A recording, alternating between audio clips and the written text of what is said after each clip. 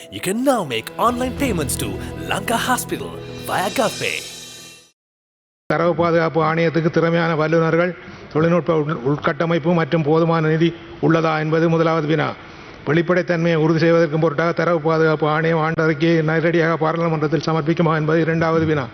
தரவு பாதுகாப்பு ஆணையத்தின் சுதந்திரம் மற்றும் பொறுப்புக்கூறலை நாடாளுமன்றம் எவ்வாறு உறுதி செய்யும் என்பது மூன்றாவது வினா. எல்லை தாண்டிய தரவு பரிமாற்ற விதிகளில் தேசிய பாதுகாப்பு மற்றும் குடிமக்களின் தனியுரிமைகளை போதுமான அளவு பாதுகாக்கின்றதா என்பது நான்காவது வினா. தேசிய தரவுத்தளங்கள், இலத்திரனியல் அடையாளங்கள் அல்லது நலன்புரி முறைமையில் உள்ள குடிமக்களின் உணர்வு சார்ந்த தரவுகளை சட்டம் எவ்வாறு கையாளும் என்பது அடுத்த வினா.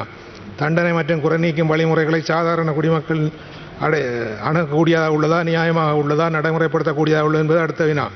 திருத்தப்பட்ட சட்டம் மூலம் முழுமையாக செயற்படுத்துவதற்கான மொழியப்பட்டுள்ள காலக்கெடு என்பது அடுத்த வினா. இந்த தனிப்பட்ட தரவு பாதுகாப்பை வெவ்வேறு நாடுகளில் வெவ்வேறு பெயர்களால் அழைக்கப்படுகின்றது.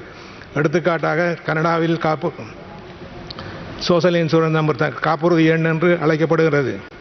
இந்த எண்ணானது வருமான வரி அறவுடல், வரிப்பிடித்தம், வரி சரிபார்ப்பு, சலுகைகள் வழங்கல், தொழில் காப்பீடு, ஓய்வூதிய திட்டம், முதியோர் நலன்புரி திட்டம், வட்டி வருமானம் அல்லது முதலீட்டு வருமானம் கணிப்பிடுதல் உள்ளிட்ட 12 அடையாளங்களை பேண பயன்படுத்தப்படுகின்றது. கனடாவின் கொள்கைகள் மற்றும் சட்டங்கள் சமூக காப்புறுதி எண்ணில் பயன்பாட்டை பாதுகாப்பதில் முக்கியமான பங்காற்றுகின்றன. சட்ட அடிப்படையில் தேவைப்படாத பொழுது ஒரு தனியார் துறை நிறுவனம் சமூக காப்புறுதி எண்ணை வழங்குமாறு ஒருவரை கட்டாயப்படுத்த முடியாது. ஐக்கிய அமெரிக்காவில் இந்த தனிப்பட்ட தரவு பாதுகாப்பு எண் சமூக பாதுகாப்பு எண் சோஷியல் செக்யூரிட்டி நம்பர் என அழைக்கப்படுகிறது.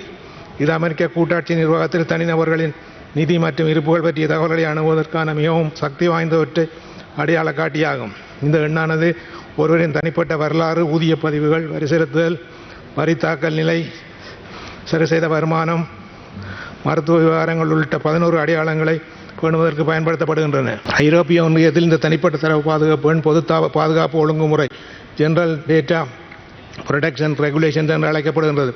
பொது தரவு பாதுகாப்பு ஒழுங்குமுறை என்பது ஐரோப்பிய ஒன்றியத்தால் வகுக்கப்பட்ட ஒரு விரிவான சட்ட கட்டமைப்பாகும்.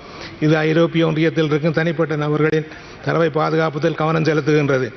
இதன் கீழ் தனிநபர் தரவு என்ற சொல் மிகவும் விரிவான முறையில் வரையறுக்கப்பட்டுள்ளது. ஓர் உயிர் உள்ள அடையாளம் காணப்பட்ட அல்ல அடையாளம் காணக்கூடிய தனிநபருடன் தொடர்புடைய எந்த ஒரு தகவலையும் இது உள்ளடக்குகிறது. இந்த எண்ணானது 12 அடையாளங்களை பேணுவதற்கு பயன்படுத்தப்படுகிறது.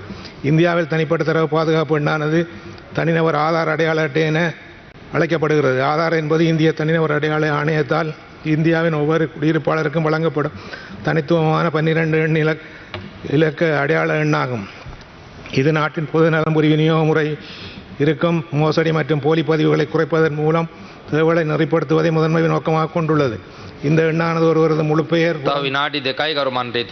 பிறந்த நாள் அல்லது பாலினம், முகவரி, மின்னஞ்சல், 10 கைரேகைகள், 2 கருவிழிகள், முகப்படம் உள்ளிட்ட 9 அடையாளங்களை பேணுவதற்கு பயன்படுத்துகிறது. இது குடிமக்களுக்கு பாதுகாப்பு எடுத்துச் செல்லக்கூடியது. நாடு முழுவதும் உலகளவிய அளவில் ஏற்றுக்கொள்ளப்பட்ட எண்ணிய அடையாளத்தை வழங்குகின்றது.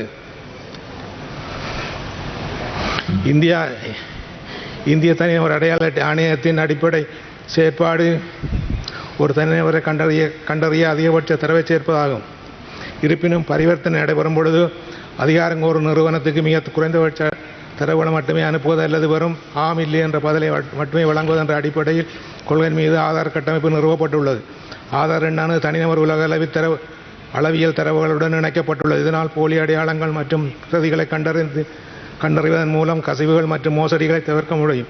மேலும் இந்தியாவின் இந்த பகுதியிலிருந்து சேவையை வழங்கும் நிறுவனங்கள் மத்திய தரவுத்தளத்தை தொடர்பு கொண்டு பயனாளிகளின் அடையாளத்தை உறுதிப்படுத்திக் கொள்ள முடியும். ஆதார் எண்ணானது தனிநபரை சாதி, மதம், வருமானம், ஆரோக்கியம் அல்லது புவியியல் அடிப்படையில் சுயவிவரப்படுத்துவதில்லை.